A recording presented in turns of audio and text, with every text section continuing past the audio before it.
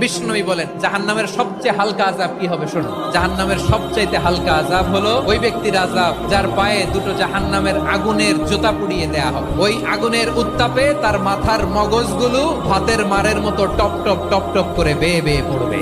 জাহান্নামের অবস্থা এত ভয়ঙ্কর হবে, জাহান্নামের ভেতরে লক্ষ লক্ষ কোটি কোটি কাফির মুশরিককে দেওয়ার পরেও জাহান্নাম বলবে আরো আছে নাকি, আরো দাও, আমার ক্ষুধা নিবারণ হয় নাই। জাহান্নামে তো উত্তপ্ত হবে, জ্বলন্ত হবে, ভয়ঙ্কর হবে। জাহান্নামের এক অংশ আরেক অংশকে খেয়ে ফেলবে। আল্লাহু আকবার। ফেরেশতারাও টালমাটাল হয়ে যাবে। জাহান্নামের রক্ষী ফেরেশতারা কি করবে তারা নিজেরাও বুঝতে পারবে না। কোটি কোটি মুশরিক কাফিরদেরকে জাহান্নামে নিক্ষেপ করার পরেও জাহান্নাম ঠান্ডা হবে না, শান্ত হবে না, বলবে হাল মিন মাজিদ, আরো আছে নাকি, আরো দাও।